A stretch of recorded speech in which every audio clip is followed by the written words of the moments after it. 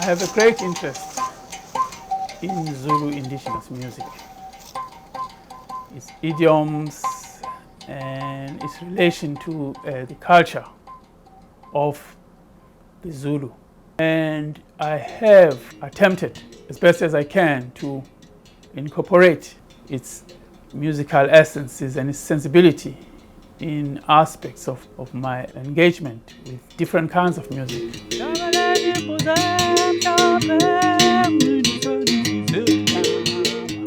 This bow is one of a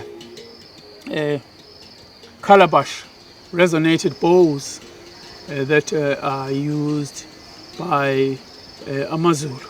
Those are the Zulu-speaking Nguni with which Maskandi is readily associated with. I know of two kinds of calabash resonated bows that are in use in this region. This is one of them. It's called umakweyana, and it's remarkable for being divided, the string being divided in the middle or near the middle, so that there's two segments of the string. If I were to play a song that pretty much does have an influence of Maskandi's song.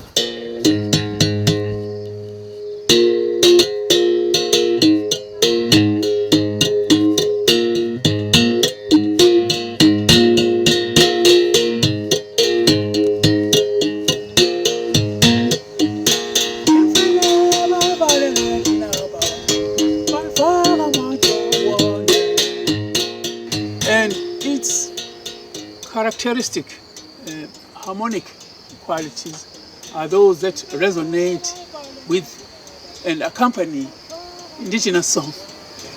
And so in that way, in that sense, it is kind of the source, kind of the source reference, and a musical reference or harmonic reference for styles that are neo-traditional like Maskandi, especially those that refer more musically to the older traditions.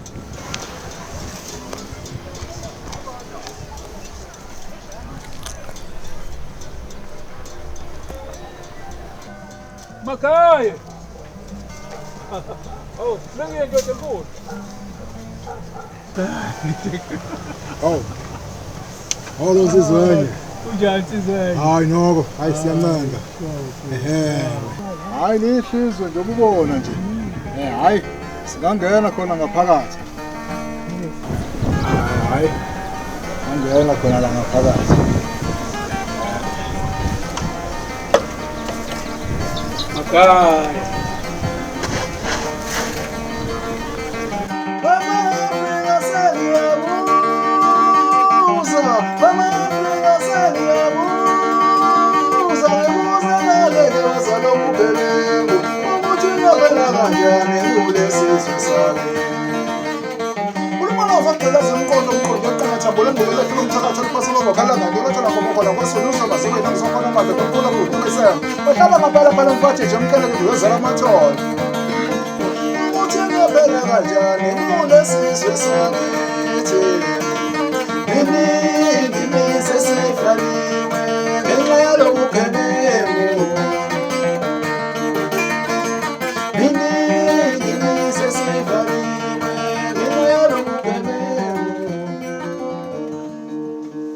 In encountering artifacts such as guitars, what traditions did, who had never been to any tuition, is that they had to teach the instrument their music, not the other way around.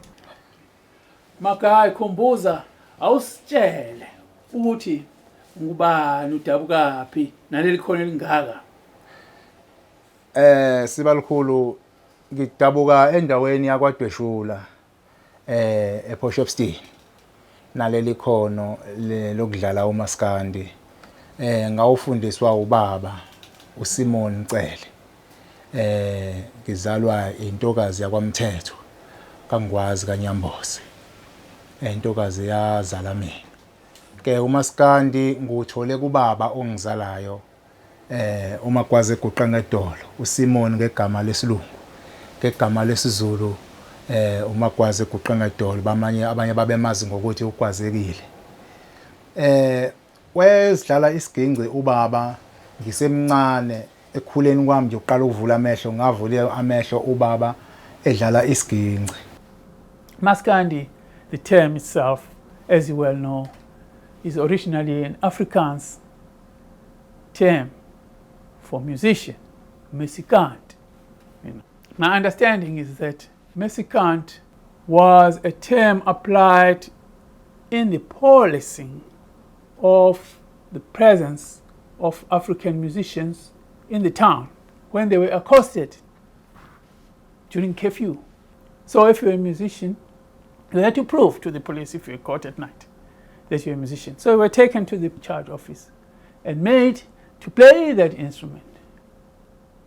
And the blues may well apply if Maskandi is considered in its era of migration, where people were away from home. I mean, the blues is a music away from home, wherever it's imagined to be.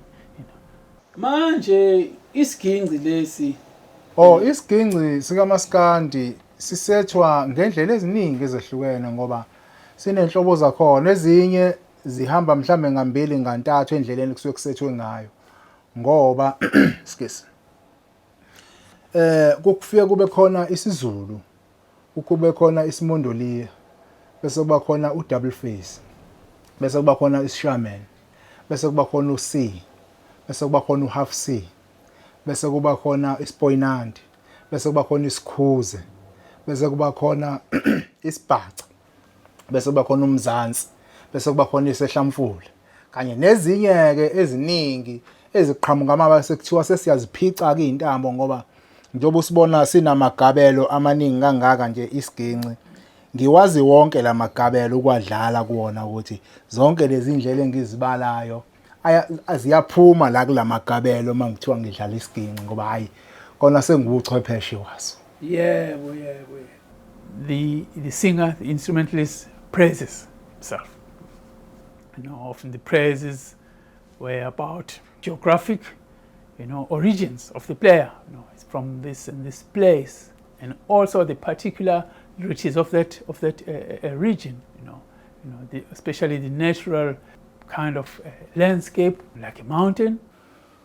Ungasikhombisa ezinye zalezi indlela nokuthi zisetha kanjani nokuthi zikhala kanjani mhlawumbe ngezihlabo. Yebo. Hayi nginikhombisa. Ake ngiqale kwisehlamfula.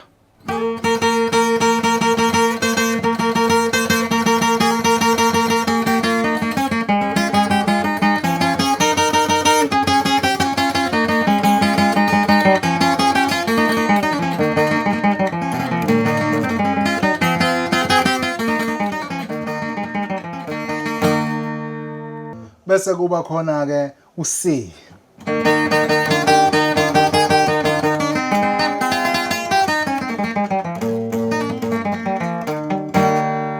Ohambisana noshaman. Shukuthi ke ezinye ke sesiziphica ke izintambo, siziphice nje ngendlela eziningi impela nje ukuthi sizama indlela yokuthi yabona kube khona okuvelayo okuzoba kusha ekudlalweni kwaso isiginci.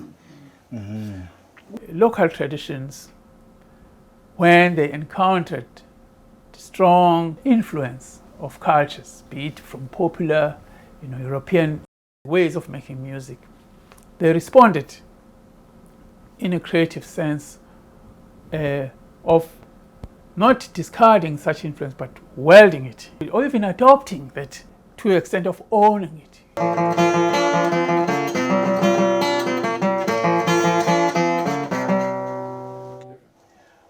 I need to tune.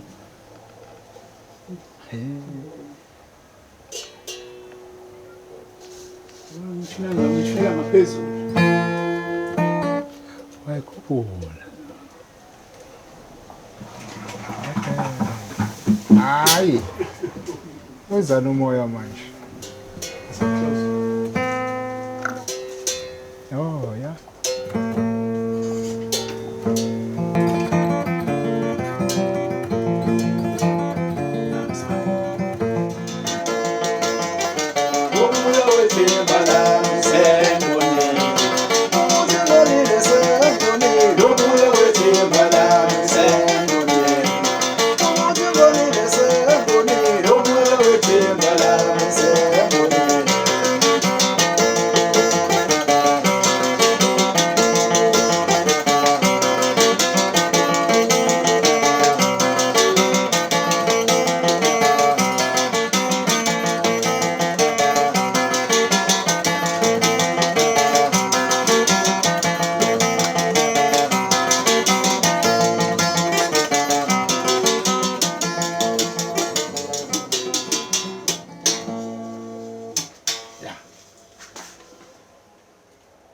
Bad. Ya. Ihlala emhloleni. Hlala emhloleni. Ihlala emhloleni. Hlala emhloleni.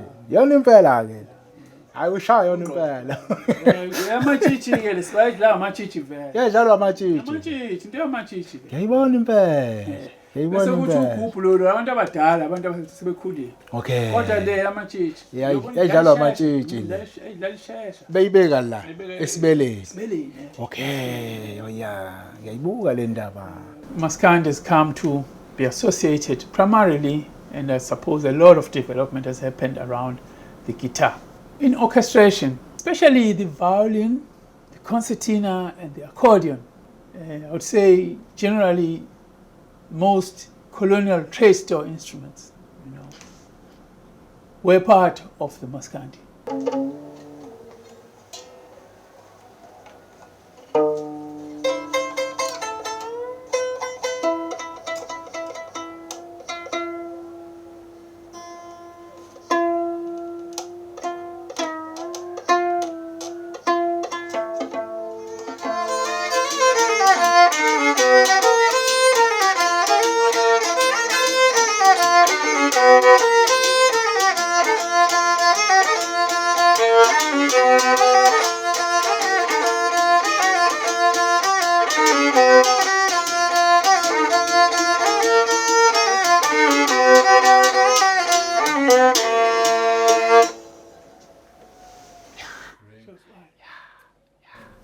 Recording companies changed Maskandi.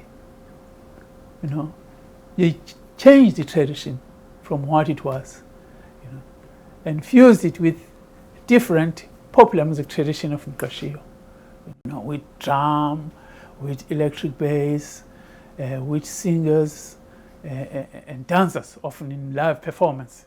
In South Africa and in the world, at the end of the 80s, when there was a great attention, world's attention was on South Africa and its cultures, Maskandi found more exposure, on the world stage.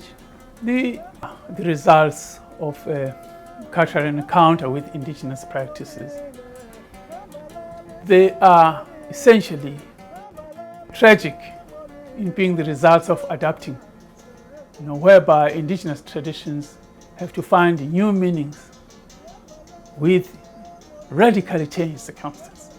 Maskandi, in a deeper sense, has sharpened the way we can talk about our cultures in their interface with colonialism, with ethnicity, with contemporariness, with global culture, as well as find expression for the most disenfranchised people.